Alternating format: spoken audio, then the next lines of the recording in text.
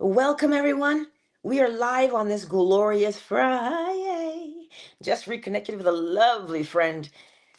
So good to see you, love. It really is. Um, it's really good to reconnect with you. Today, you see, it's called Pruning the Bush. Last night in the lecture, he was talking about that. Um, are you okay over there? Sorry, he's a little bit restless.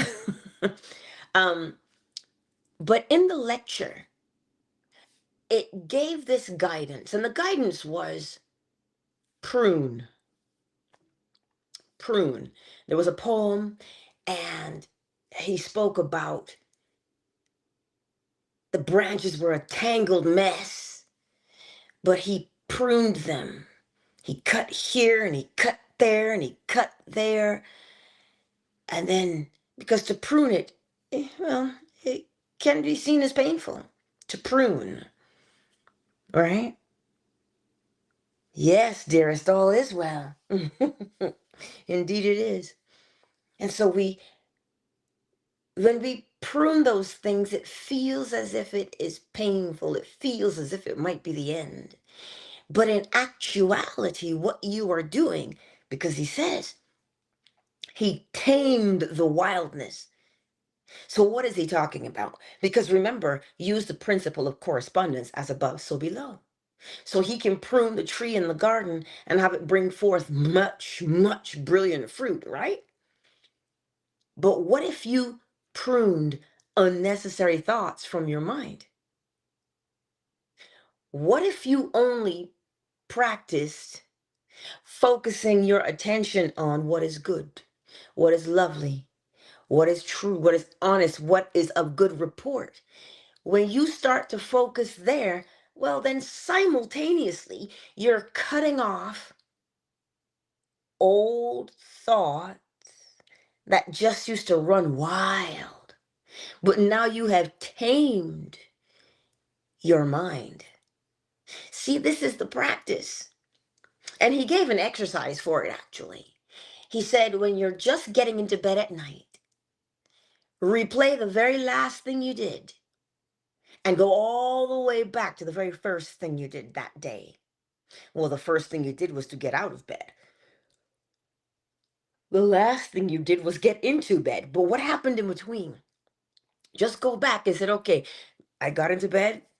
Before that, I showered, brushed my teeth. Before that, I had supper. Before that, da da da. Before that, why? Because you actually have to stay focused. You have to put your attention in one area in order for you to recall everything in the right order. That requires concentration. Oh, it is so easy. No, it's not. Not at first. At first, because you could be partway through it and somebody says, Ma, where's this thing? And shoot, your brain is now over there to answer their question, right? And then because they called you, perhaps you get a little snarky, perhaps this, da da da da da. See? We get pulled in so many different directions sometimes. But pruning the bush means the ability to keep the mind focused on a singular task, a singular place, a singular time. Solo breezy. So you see, we prune these branches of our minds. Even the brain does it. Even the brain does it. You don't use something long enough, it pulls the resources from there and puts them to where you are using it. It naturally prunes itself because pruning is part of nature. Pruning is part of our existence. It is part of growth. It's part of moving from where you are to where you're going. Polarity. That's what it is. And so when we practice pruning the bushes of our mental faculties, that is where I want to say magic, but it isn't. Not in the sense of the word magic, but it shows itself to be so disciplined. That's all you're doing. When you practice anything, you're disciplining yourself in that action.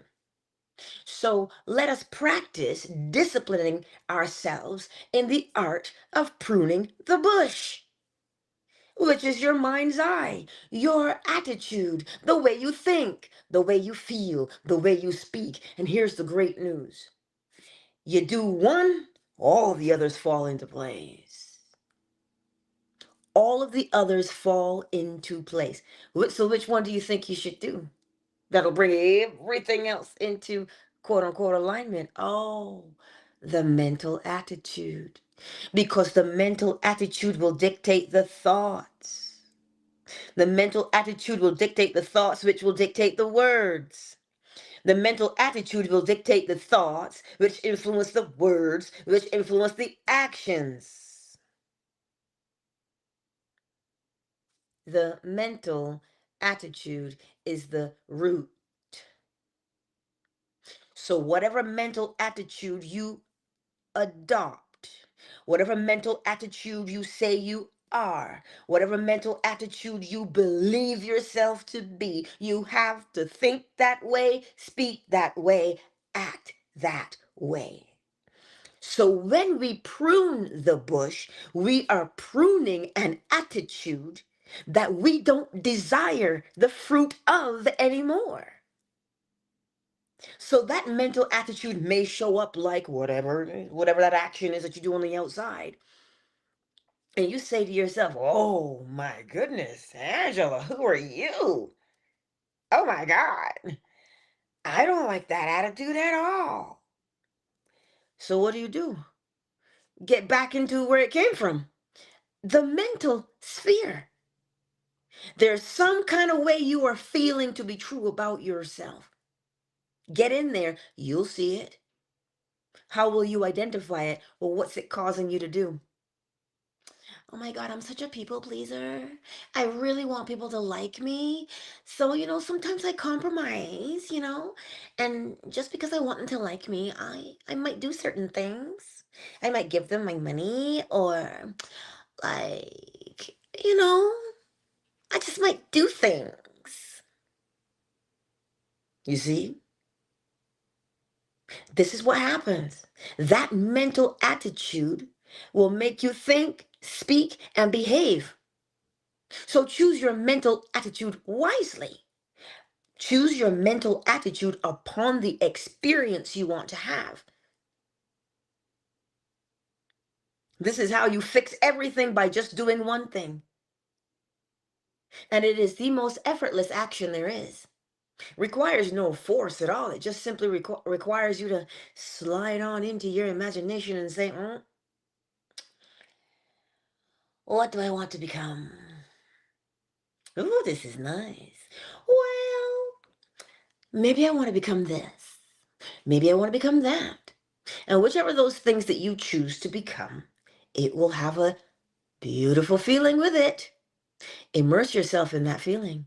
That is what you call pruning the bush. You focus yourself in the direction of the outcome that you desire, as opposed to turning yourself towards all of the reasons why you cannot and who is in your way and who is holding you up. Oh, that mental attitude will have you feeling like a failure. That mental attitude will have you feeling like you're no good.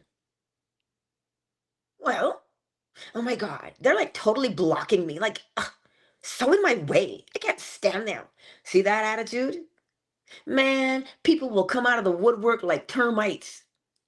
Clint eats wood. Sorry, I couldn't help myself.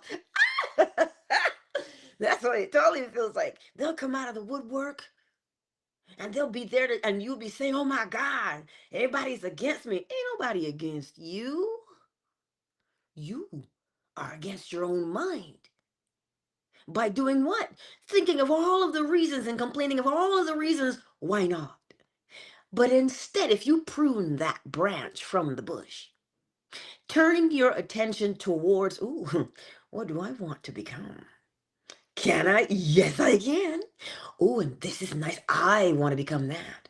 and you fully engage yourself there, what do you think you will see? Listen, people will come out of their cocoons like butterflies or moths, because you know how they do it, right? And they'll come out and they'll find you to say, "Oh, I have been thinking about you, and I totally think you should just let me help you.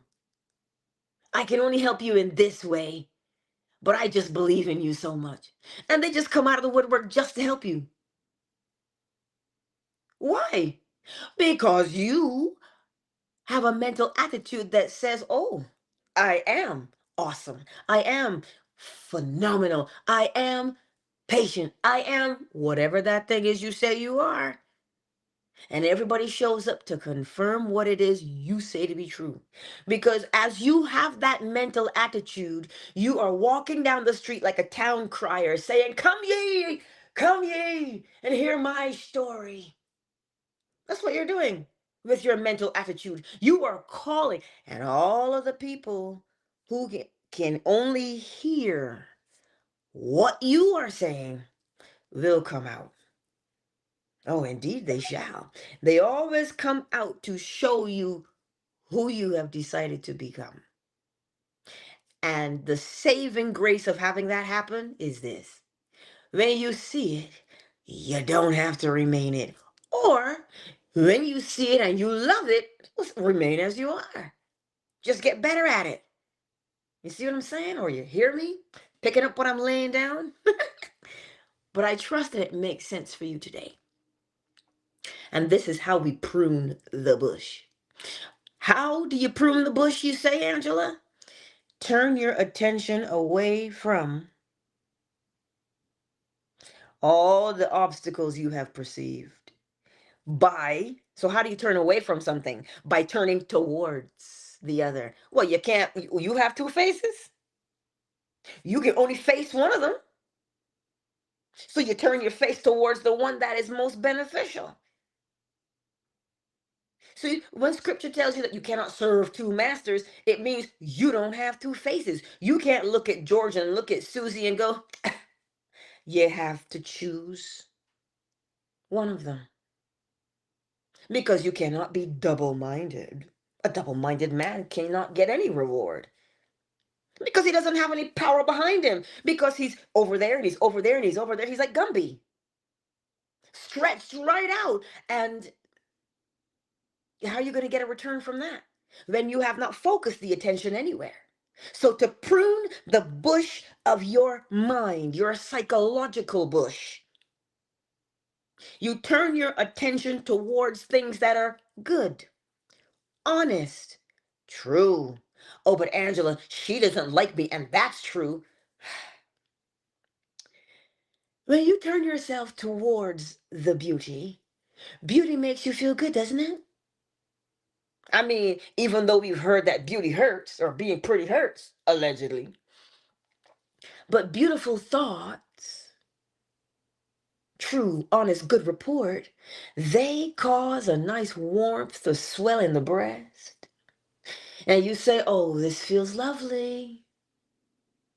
You know exactly what it feels like. You know the difference between bitching and moaning and celebration. Celebrate good thing, come. Celebration. We know what that is. As opposed to, please release me.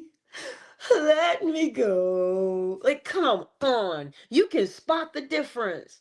If you don't want to get out of bed, sometimes we play that sad love song and we just stay there. But other times when you want to get up and get moving, what do? Get your back up off the wall and dance. Ow, you play something to lift you up. So where did you turn your attention? Where did you turn the one face that you have? Towards what was good, true, honest, of good report. Think on these things. Because when you think on those things, you put yourself in a mood. And you know as well as I do that it is the mood that dictates your thoughts, words, action, thereby your destiny. All from that one itty bitty place, your mood. So, anywho, don't let me keep you. because one of us has to make breakfast.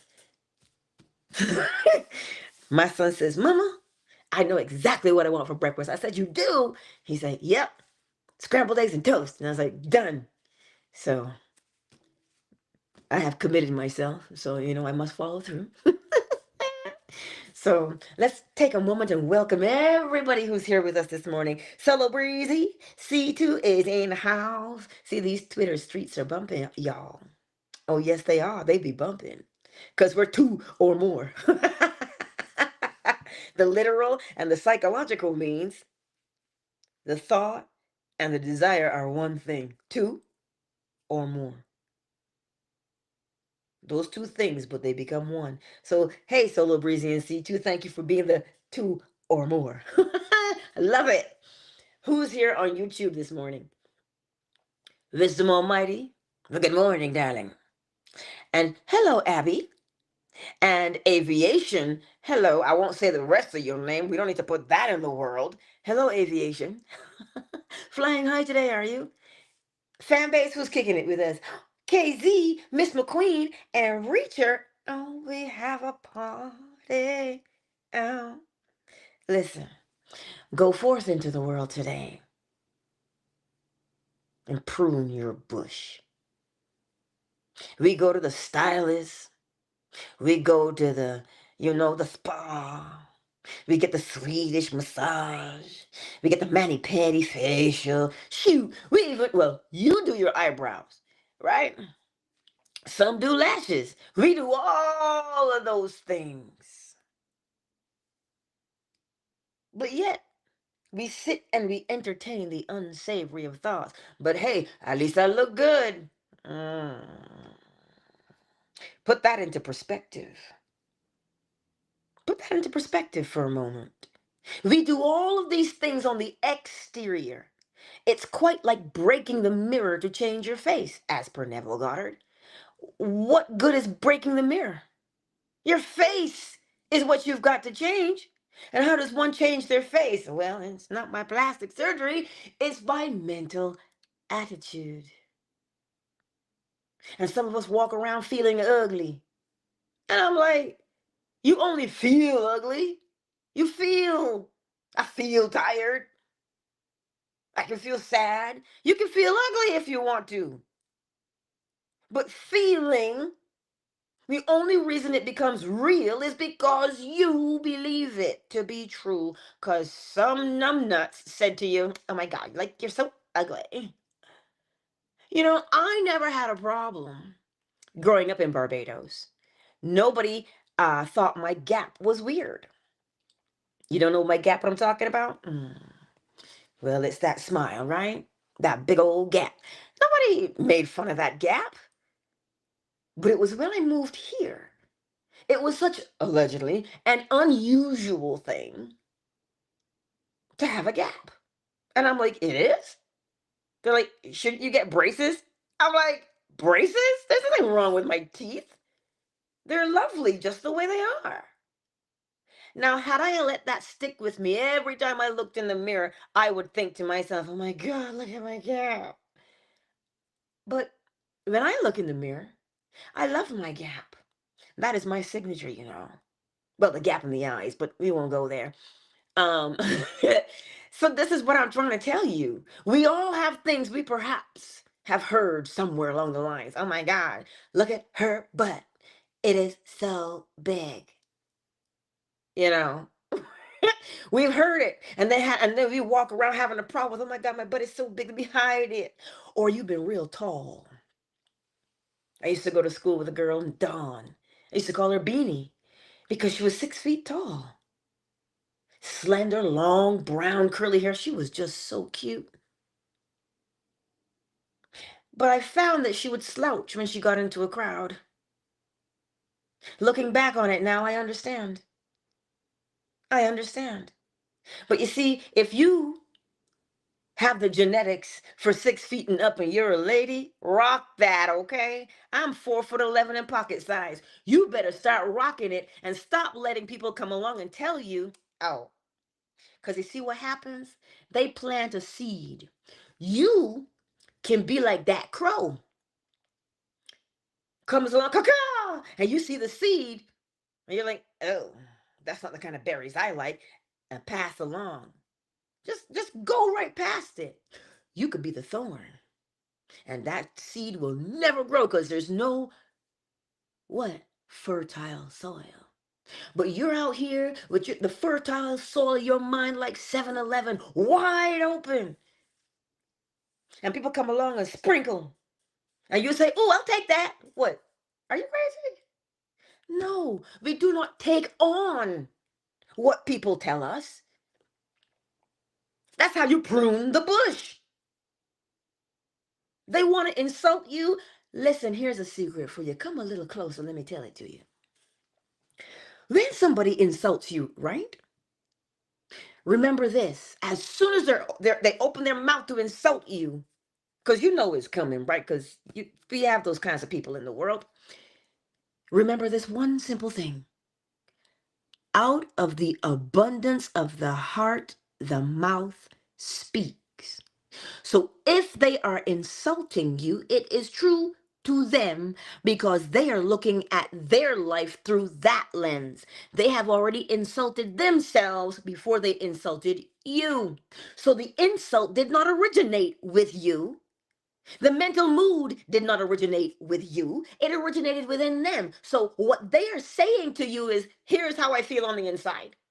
So you could pull a Charlie Brown, wah, wah, wah, wah, wah, wah, and all you hear is, oh, that's how you feel on the inside? Well, then you could become Southern for an afternoon and go, you poor thing.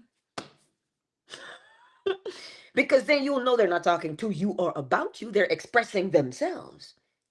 So that's a way to help you.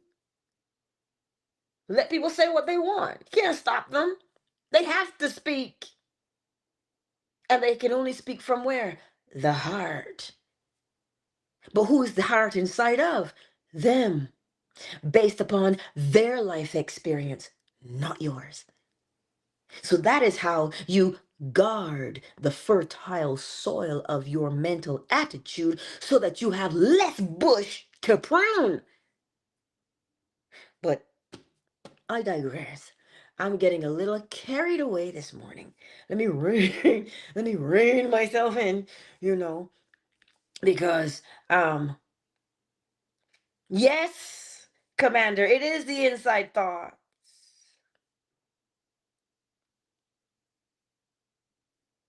The bush that we have is the mental attitude and the way that our minds flit from thing to thing to thing to thing to thing. They tell us now our attention span is only what? 8 seconds. So now when I go into my analytics and it says people stayed for 3 minutes. You see what I'm saying to you? So because we allow the mind to ramble, kind of like somebody I know, because we allow the mind to ramble, it becomes like a thicket of bushes. No order to it, just absolute wild and untamed.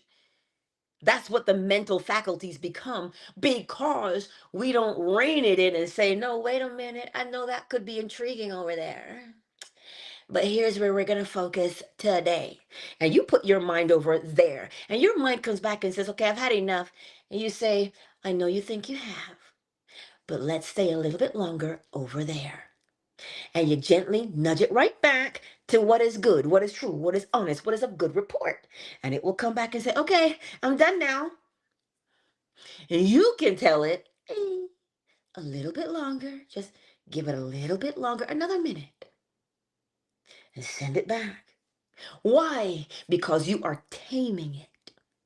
You are taming it to stay where you put it and to enjoy it. So you've got to remember what Neville says. Neville says, even though scripture says man is the head of the woman, that is not what it means. It means the conscious mind and the subconscious mind. But you cannot rule the subconscious mind with force. Oh, never that. You cannot rule the subconscious mind with force. It doesn't like force. It rebels. It resists.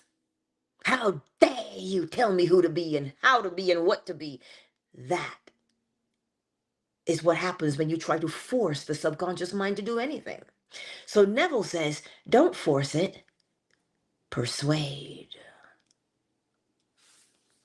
Persuade. Now, if you look around society, you will see there's lots of persuasion. Is there not? Oh, it is so subtle. Because if they came at you with force, you would say, not today, devil. And you would push back. You would resist. Why do you think? Why do you think that resistances explode in the fashion that they do? Incrementally. And they build, right? Why? Remember the principle of rhythm. Rhythm compensates. So if you are subtly persuading someone over and over and over again for not so good things, for self-destructive things, to the degree that you persuade them is the degree that they will rebel. So this is why if you watch what is happening in the outside world, the level of persuasion comes in little itty-bitty increments. Why? Because you will only push back a little bit. You're only going to rebel a little bit. Why? Because if you push too hard, you're going to get the pushback. Because rhythm always compensates. But you see, that happens to us because we've left our mental attitude open for suggestion. Fertile soil is always ready to accept seed, is it not? Everything wants to grow life. So to guard this beautiful garden of your mind so that you don't get bushed, that you don't know where you got it from. You're like, why am I doing all this work? I didn't put this here. But because it is growing in your garden, you are now responsible for that bush. So to guard your mental faculties, keep the mind occupied where you want it to be occupied, so that when all these seeds are blowing about, these subtle suggestions are blowing about, these subtle persuasions. Oh, you know you want this. Oh, you know you want that. Oh, go take out a loan. Go do that. Oh, nobody will know. You can always default if you don't want to pay it back. We are persuaded to do many a thing on a daily basis. And they're so subtle, we end up thinking that they're yours. Why? Because your mind is wide open. You're not catching wayward seeds. So, in order to protect yourself, put your mind.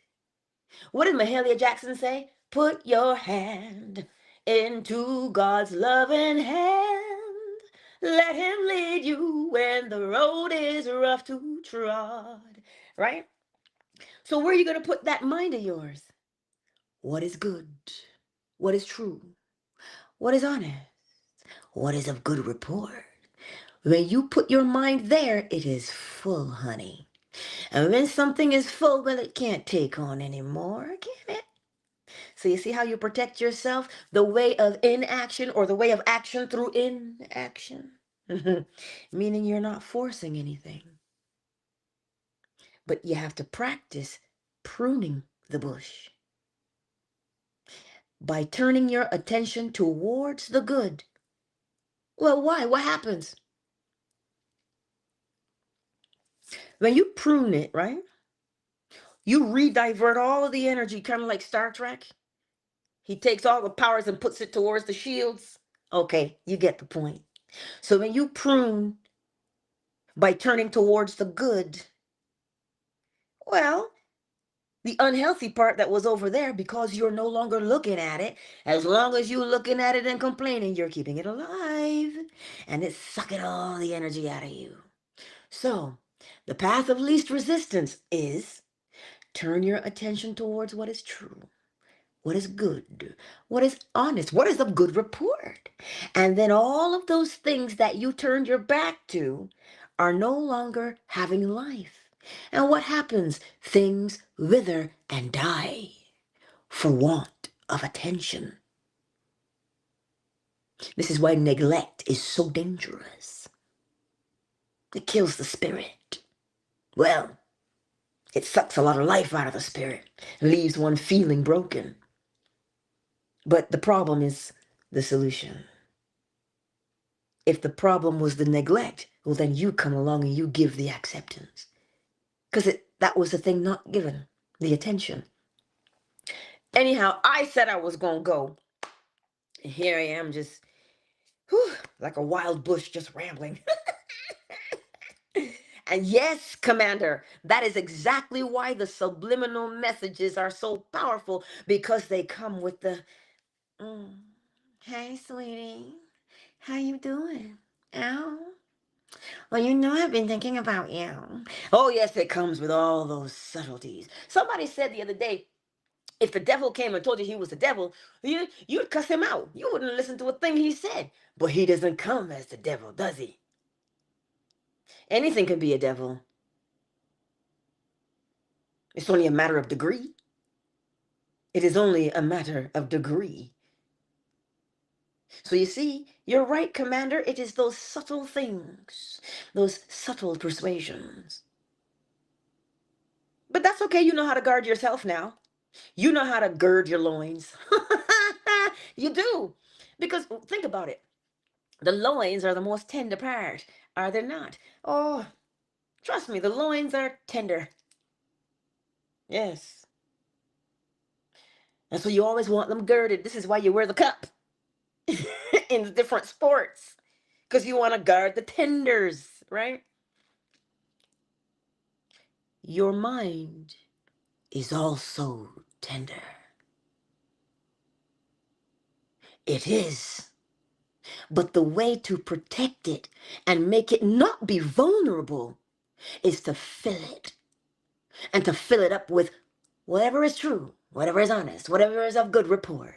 Fill it with that, because nothing else can take root there. So that is how you protect the tenderness of your mental attitude.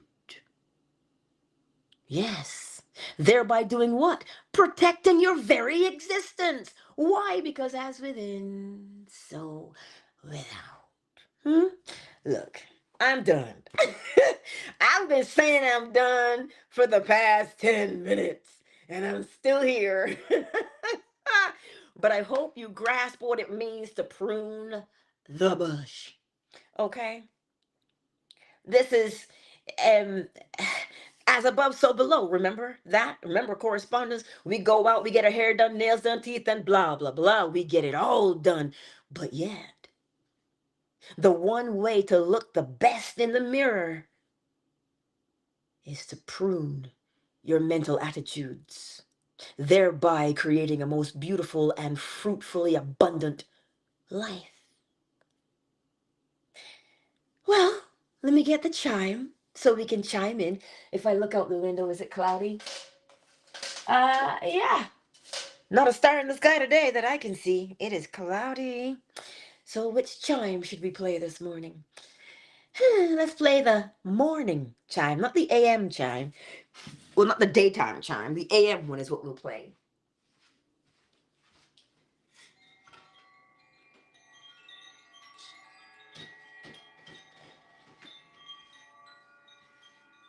And as you hear it this morning, what shall you turn your attention to? As Neville says, take out your pruning shears of revision, because they are sharp, yes? So, what you do in this situation, turn your attention towards. Because whatever you turn your attention towards lives. Because he lives, I can face tomorrow. Because he lives.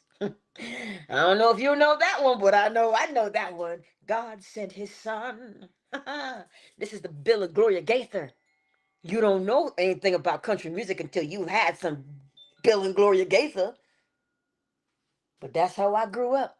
So that now when I say God sent his son, they call him Jesus. He came to love, heal, and forgive. He bled and died to buy my pardon. An empty grave is there to prove my Savior lives. So now when I sing that hymn, I truly understand what it means. It has nothing to do with anybody on the outside. I live because I put my attention on life. Listen, y'all, let me play the chime. Don't get me started in here today.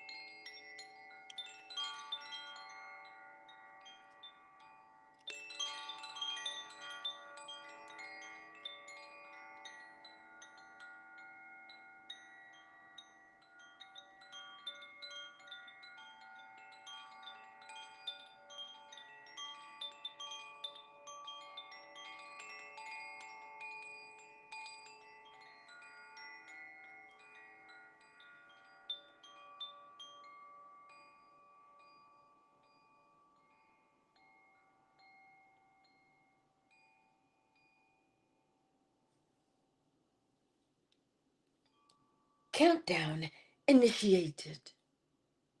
5, 4, 3, 2, 1. Much love to each and every one of you. And I'll see you tonight if you want to fall asleep with us. Oh, if you want to fall asleep with us, yes, be here at 10 p.m. Eastern Standard Time, right here on YouTube, Facebook, Twitch, Twitter, fan base. And listen, tomorrow is Saturday, and you know what that means. Well, if you're over here with us on Fanbase, you know exactly what that means. It means 3 p.m. Narration 101. 4 p.m. Traditional Chinese medicine at home. 5 p.m. Group coaching. Tentative on that one. Oh, but at 6 p.m. or 5 p.m., depending on how the spirit moves. Aliens. So, if you want to be a part of that, well, come on over to the fan base. Look, even if you don't want to download the app, just slide into my DMs and tell me, and I will send you the link so you can listen on the web. Hello? Listen, Miss McQueen, Cody runs my life. I'm walking around talking about, hello? Cody. Anywho, listen, I love you guys, and I will see you tonight, 10 p.m. Eastern Standard Time for Chapter 10 on the Power of Awareness by Neville Goddard. Much love to you, Twitter. Yes, Twitter. I'm going to see you around. Peace out. I will respond, C2, because I think I saw a DM flash there. I shall respond. Twitter is closed. Fanbase, you know I'm coming. Just hold on a minute. Hold on a minute. Wait a minute. Wait a minute. Sorry, I'm still singing and YouTube is going.